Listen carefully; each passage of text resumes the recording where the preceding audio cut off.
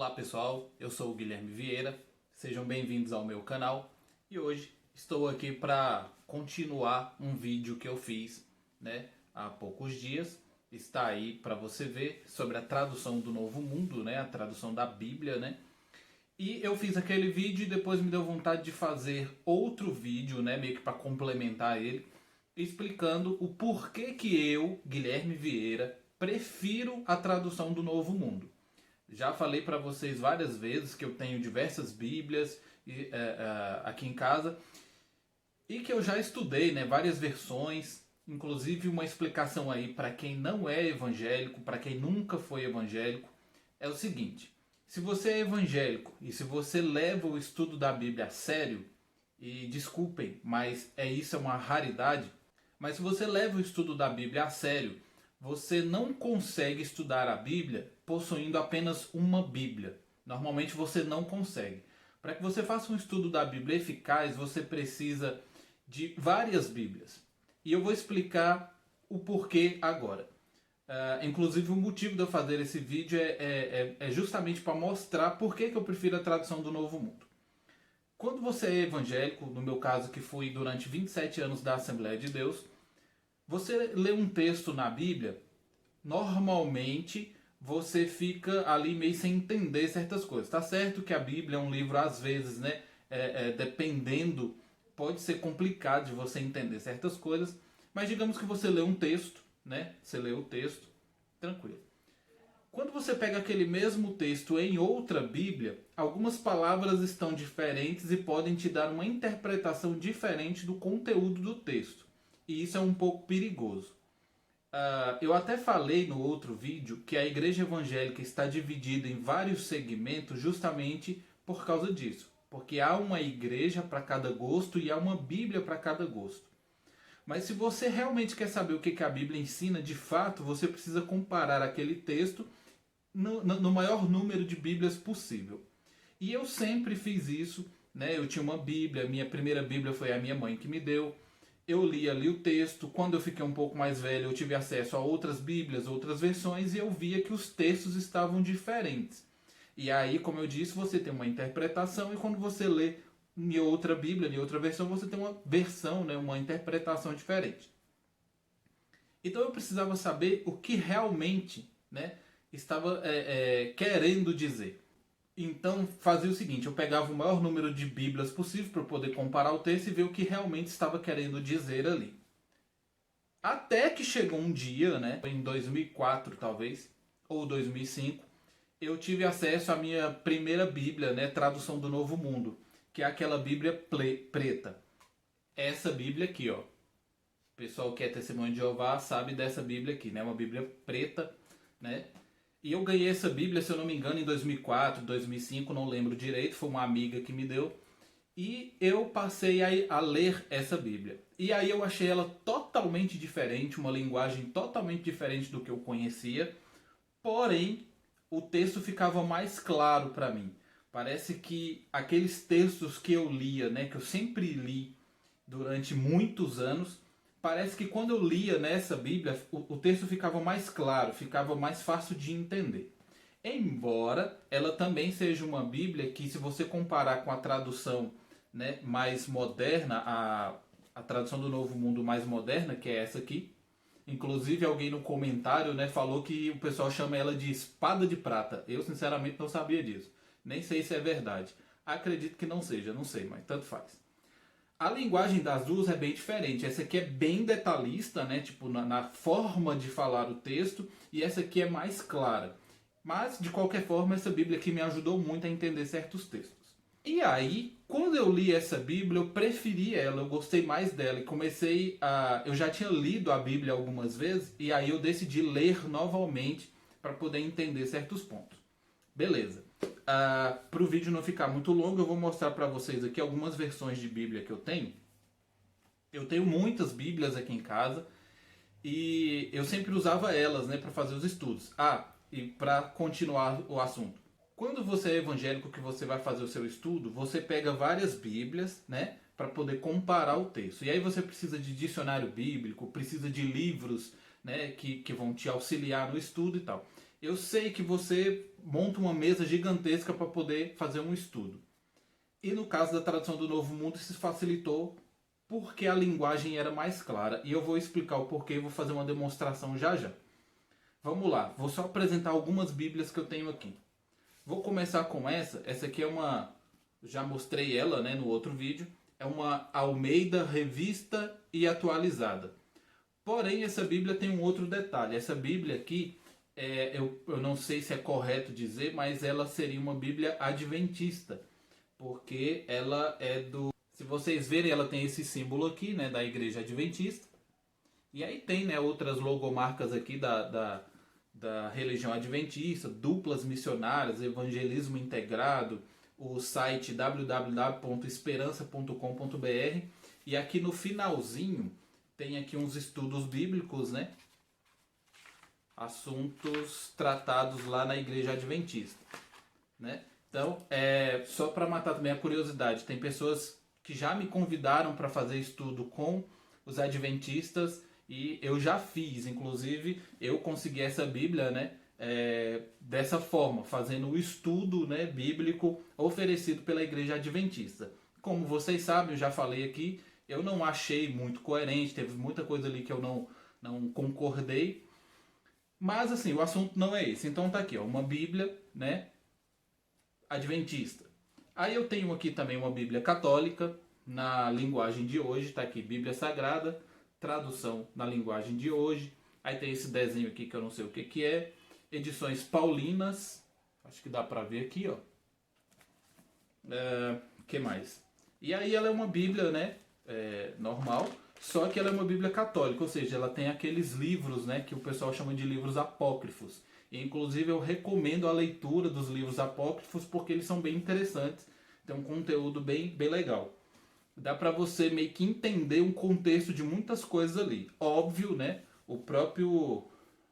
Se eu não me engano, o próprio Jerônimo, né, São Jerônimo, que fez a tradução, né, original da Bíblia Católica, ele disse que inseriu os livros que são considerados apócrifos, não porque ele considerava sagrado, né, inspirado por Deus e tal, mas porque ele via que aquilo ajudaria num contexto, poderia ajudar as pessoas a entenderem certas coisas do período bíblico.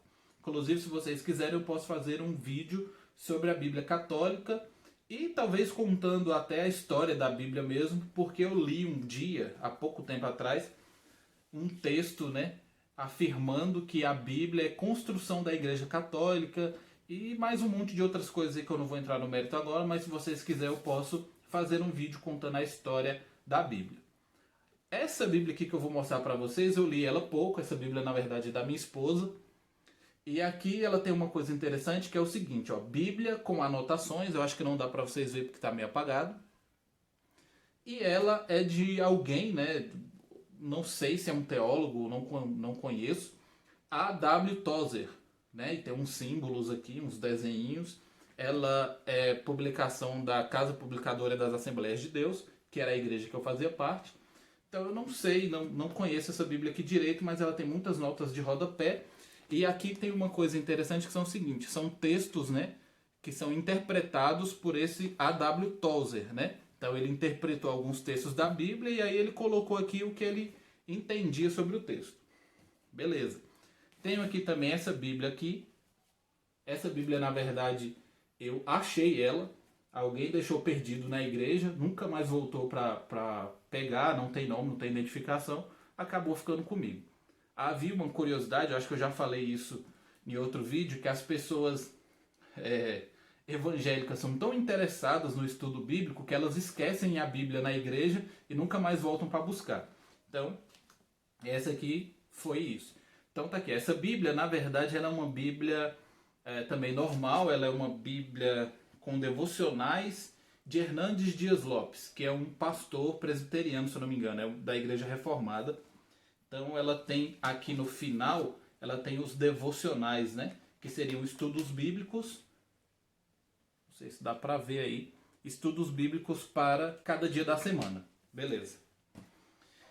Tem essa Bíblia aqui, são duas que eu gosto muito. Essa Bíblia aqui foi uma Bíblia que fez parte da minha adolescência. Inclusive eu tive que colocar essa capa meio jeans nela, não tem capa mais original. mas eu gostava dela porque ela era uma Bíblia na linguagem de hoje, né? Uma linguagem mais moderna, então eu entendia melhor o texto. E essa aqui, que foi uma Bíblia também que me ajudou muito, Bíblia de Estudo Temas em Concordância. Essa Bíblia aqui foi caríssima. Ela é da editora Central Gospel. E ela tem... eu comprei essa Bíblia pelo seguinte motivo. Lembra que eu já fiz um vídeo, eu posso deixar aqui no card e na descrição, falando que é bom estudar a Bíblia por temas? Pois é. Essa Bíblia ela tinha esse auxílio, porque ela pegava todas as passagens bíblicas que falavam sobre determinado tema, ela colocava ali tudo junto. Então, por exemplo, nessa Bíblia, se você quiser saber, por exemplo, sobre vinho, o que a Bíblia fala sobre vinho, ela tem uma parte aqui separada com todos os versos bíblicos que falam sobre vinho. Então, por exemplo, na igreja evangélica, há até hoje uma controvérsia se um cristão pode ou não pode beber vinho. Então essa Bíblia aqui, por exemplo, ajudava a encontrar essa resposta, porque ela mostrava todos os textos da Bíblia que falavam sobre vinho, né? Então ela me ajudava também. Vamos entrar no vídeo propriamente dito e eu vou mostrar para vocês agora por que eu prefiro a tradução do Novo Mundo, né? Em comparação com essas Bíblias e com muitas outras que eu tenho aqui em casa. Eu separei aqui 4 versículos, né? 5, na verdade, é porque um versículo ele está no Velho Testamento e no Novo Testamento. Estou falando nessa linguagem para que todos me entendam. Então são 4 versículos. Eu vou mostrar para vocês como é que esses versículos são ditos, cada um, né, em uma Bíblia. E aí eu vou mostrar para vocês por que eu prefiro a tradução do Novo Mundo. Vamos lá para Gênesis capítulo 10, versículo 8 e 11 ao 11. E Cuxi gerou a Nimrod. Este começou a ser poderoso na terra. E este foi poderoso caçador diante da face do Senhor. Senhor aqui seria Jeová. Pelo que se diz, como Nimrod, poderoso caçador diante do Senhor. E o princípio do seu reino foi Babel, Ereque, Acade e tal. E aí tem um outro versículo que ele fala assim, ó. Versículo 11. Desta mesma terra saiu ele a Assíria e edificou a Nínive, Reobete e Calá. Beleza. Eu não sei se você sabe, mas Nimrod, eu diria numa linguagem mais clara, ele foi o primeiro ditador, né, que existiu no mundo, o primeiro grande conquistador. Só que nessa Bíblia, parece que Nimrod era alguém que agia assim por causa de Deus, ou seja, Deus dava esse poder para Nimrod. Eu vou comparar com outro texto que tem aqui nesta Bíblia, o mesmo texto, e você vai ver como que parece absurdo. Se você pesquisar a história de Nimrod, você vai saber que ele era um homem mau, um homem que se opunha a Deus. Só que aqui nesta Bíblia, na linguagem de hoje, o mesmo verso diz o seguinte: Cuxi foi pai de Nimrod, o primeiro grande conquistador do mundo.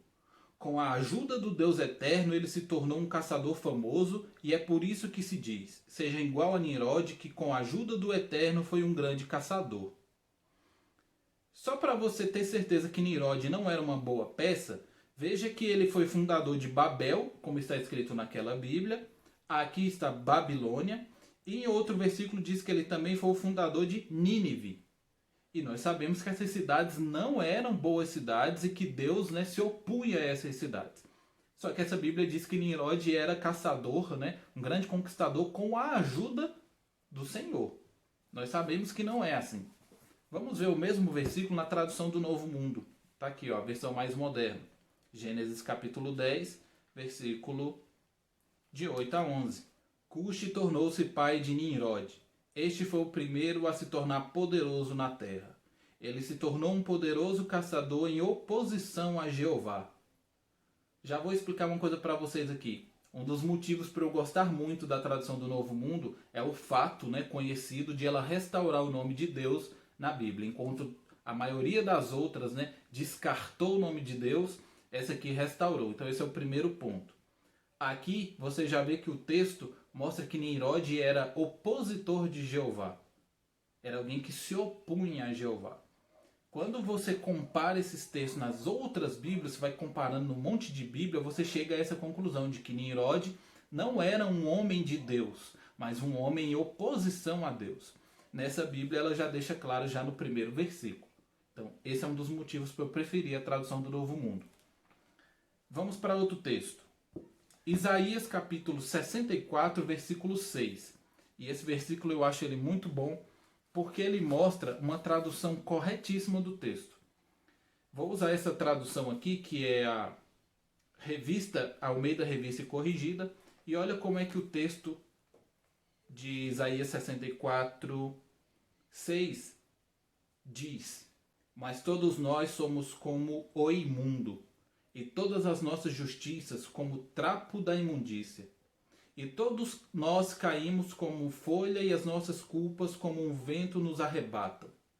Eu quero destacar aqui na parte do como trapo da imundícia. Trapo de imundícia, no hebraico, era uma palavra que significava panos de menstruação. Era uma espécie de absorvente da época. Eu não sei se você se lembra, mas a menstruação, o período menstrual, era considerado um momento impuro da mulher. Então, ou seja, era considerado sujo, impuro, né? E esse verso fala aqui de trapos de imundícia. Vamos ver na tradução do Novo Mundo como é que fala? E todos nós nos tornamos como alguém impuro. E todos os nossos atos de justiça são como um pano de menstruação. Naquela Bíblia fala, nos tornamos como o imundo. Como assim como o imundo? A tradução do Novo Mundo diz, nos tornamos como alguém impuro. Então o texto é mais direto, é mais correto. E aí ele não usa trapos de imundícia, ele usa panos de menstruação. Se você pesquisar essa palavra no hebraico, você vai ver que a tradução do Novo Mundo colocou mais corretamente. Apocalipse capítulo 20, versículo 13. Olha só como é que se diz nessa tradução aqui. E deu o mar os mortos que nele havia, e a morte e o inferno deram os mortos que nele havia, e foram julgados cada um segundo as suas obras. Aqui tem uma coisa interessante, a palavra inferno tem um número 15 do lado dele, o que significa que há uma nota de rodapé. Quando você vai para a nota de rodapé, está escrito assim, GR, que é grego. E aí é dito que inferno foi traduzido da palavra Hades. Eu vou deixar aqui na descrição também um vídeo que eu fiz sobre o inferno e sobre a forma que ele foi mal traduzido na maioria das Bíblias. Inclusive nessa. Você vê que ele fala inferno. E embaixo ele diz que essa palavra veio do grego Hades. Hades nós sabemos que significa sepultura, né? Lugar dos mortos. Vamos ver como é que é dito esse mesmo versículo na tradução do Novo Mundo? O mar entregou os mortos nele, e a morte e a sepultura. Entregaram os mortos neles. E estes foram julgados individualmente segundo as suas ações. Então veja só, enquanto naquela Bíblia ela omite a palavra Hades, coloca na nota de rodapé e substitui Hades por inferno, essa Bíblia aqui traduz corretamente. Ela coloca sepultura, que é justamente a tradução correta de Hades. E agora, para finalizar, vamos para Salmo capítulo 16, versículo 10. Eu não sei se você sabe, mas em Atos capítulo 2, versículo 27, é citado esse salmo que eu vou ler agora, que é o Salmo 16, 10. Eu vou ler os dois, Salmo 16, 10 e vou ler Atos capítulo 2, versículo 27. Preste atenção no texto. Salmo 16, 10 diz assim: Pois não deixarás a minha alma no inferno, nem permitirás que o teu santo veja corrupção. Se você é uma pessoa que acredita, né, que tem na sua mente aquela questão do inferno de fogo, inferno de tormento, toda aquela heresia, né, criada em torno, né, do inferno para amedrontar as pessoas, você vai achar incoerente, né, que Deus lançasse, né, alguém, o seu servo, no inferno. E então esse texto também é citado em Atos capítulo 2, 27. E ele é traduzido assim: Pois não deixarás a minha alma no Hades. E aí começa uma coisa interessante. Em Salmos, a palavra para sepultura ou para inferno seria a palavra Seol, que é hebraico. No grego, essa mesma palavra é traduzida para Hades, que também significa sepultura. Vou deixar o link aqui do vídeo sobre o inferno para você entender essa questão. Então, em Salmos, nessa Bíblia, é citado o inferno e em Atos é citado Hades. Vamos ver como é que o mesmo texto é falado na tradução do Novo Mundo? Salmo 16:10, tradução do Novo Mundo. Pois não me deixarás na sepultura e não no inferno. Não permitirás que o teu leal conheça a cova. Veja que Seol foi traduzido corretamente para sepultura e não para inferno. Vamos para Atos 2:27, onde tem o mesmo texto, né, sendo citado. Porque não me deixarás na sepultura. Ou seja, não colocou Hades, mas sepultura, que é a tradução de Hades. Nem permitirás que o teu leal conheça a decomposição. Então, é isso. Eu prefiro a tradução do Novo Mundo, porque como eu mostrei aqui pequenos versículos, ela é mais assertiva, ela é mais correta, ela é mais coerente. Inclusive tem um detalhe que eu vou deixar aqui como bônus para vocês. Lembram da parte da Bíblia que fala que Deus não se arrepende? E lembra da parte lá de Gênesis que fala que Deus se arrependeu? Não parece ser uma contradição bíblica? Vou explicar para vocês agora. Lá em Números, capítulo 23, versículo 19, diz assim, nesta Bíblia aqui, ó. Deus não é homem para que minta, nem filho de homem para que se arrependa. Porém, em Gênesis capítulo 6, versículo 6, nesta mesma Bíblia, diz assim, então arrependeu-se o Senhor de haver feito o homem sobre a terra, e pesou-lhe em seu coração. Eu já vi muita gente dizer, isso é uma contradição, porque num momento diz que Deus se arrependeu, e em outro momento diz que Deus não se arrepende. E eu já vi muita gente discutir isso, né, em fóruns, na internet, os ateus acusar isso como contradição. E um estudante sincero da Bíblia, quando pesquisa, descobre que esse se arrependeu de Gênesis 6,6, na verdade significa uma tristeza profunda, um lamento, né? Deus lamentou, se entristeceu em ter criado o homem e não se arrependeu. É diferente. Vamos ver como é esse versículo na tradução do Novo Mundo? Gênesis capítulo 6, versículo 6. Tradução do Novo Mundo. Jeová lamentou ter feito os homens na terra e seu coração se entristeceu. Bom, é por esse e outros motivos que eu prefiro a tradução do Novo Mundo. Tentei explicar mais detalhadamente possível. Eu considero que essa Bíblia ela vai mais direto ao ponto. Com ela você não precisa de diversos livros para poder te explicar o que está escrito aqui. Você não precisa de dicionários bíblicos, livros de hermenêutica, livros de concordância. Você não precisa de faculdade de teologia para poder entender ela, porque ela vai direto ao ponto. Então, esse é o vídeo de hoje. Espero que você tenha gostado, espero que tenha sido útil para você. Deixa aí o seu gostei, deixa um comentário, inscreva-se no canal, compartilhe esse vídeo e a gente se vê no próximo vídeo.